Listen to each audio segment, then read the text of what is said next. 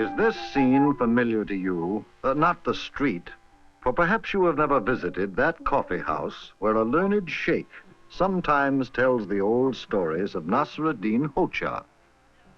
But this scene of two candidates for an election arguing the issues in public. Have you not seen this before in your own village or city? It is much the same all over the world, speech-making for votes. The chubby fellow there doesn't want to let his opponent be heard at all. You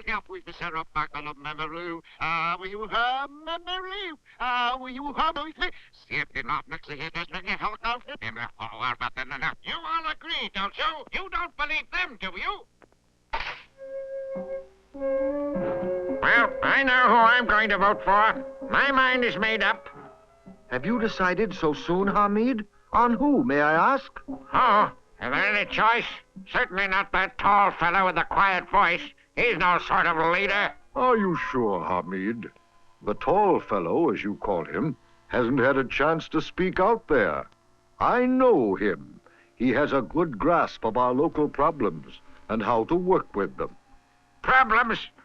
The man who's talking now, the one I'm going to vote for, he doesn't talk of problems.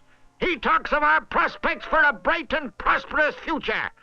That's the kind of talk I want to hear. Words are cheap. You cannot measure their worth by the amount of them. I have made up my mind, Effendi. And all the members of my party, all my true friends will vote the way I do. You and your friends would be perfect victims for the donkey broker. What donkey broker is that, Effendi?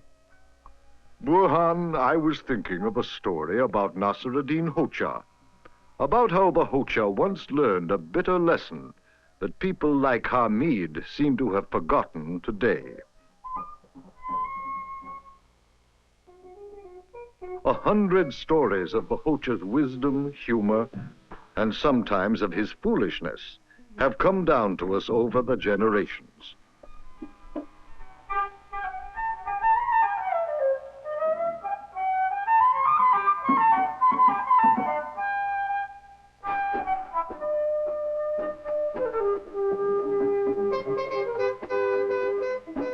And his donkey.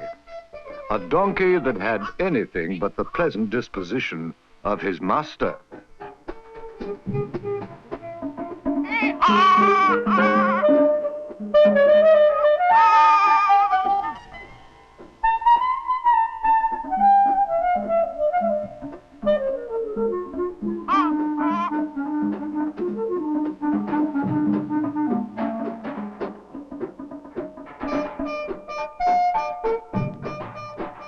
One afternoon, Nasruddin set off for the marketplace at the gate of the city when a friend stopped him.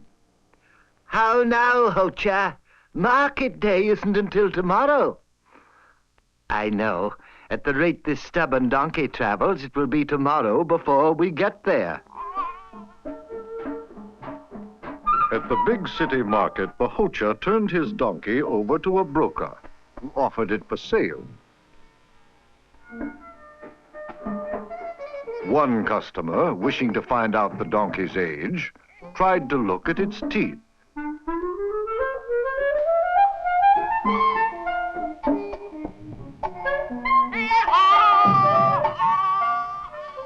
Another customer came and tried to lift the donkey's tail in order to inspect its hind quarters.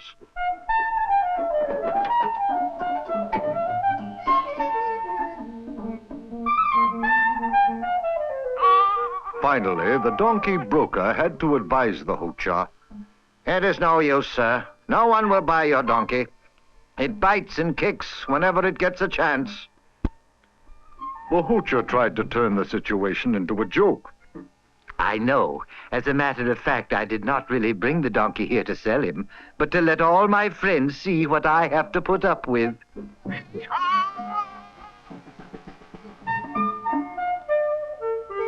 But the broker wanted to help Nasruddin.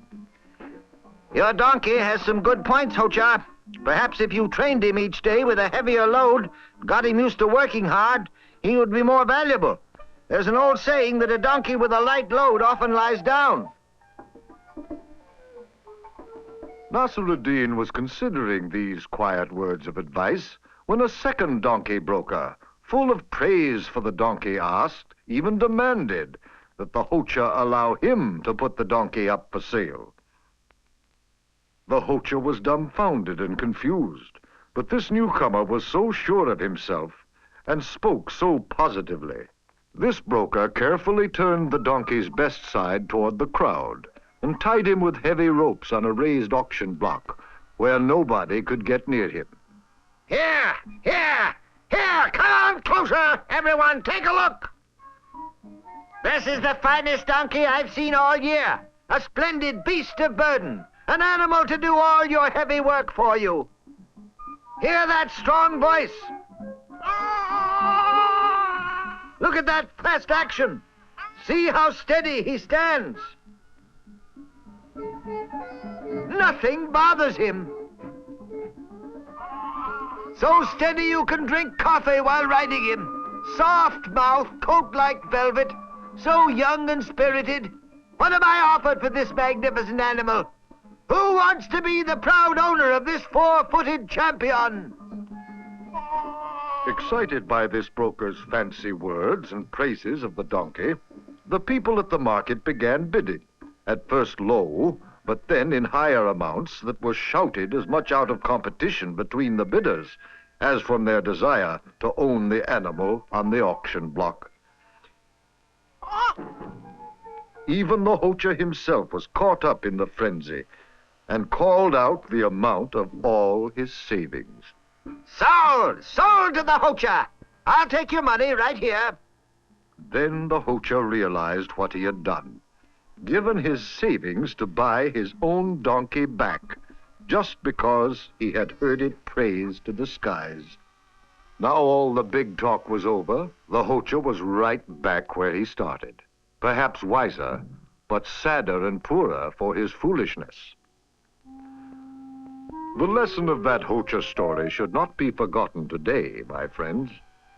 The people to put trust in are those who are honest in their advice, not those who speak in the loudest voice and make big promises. Not only in our town here, but in our country, and even in international affairs, I think the same bit of wisdom from long ago holds true. What do you think?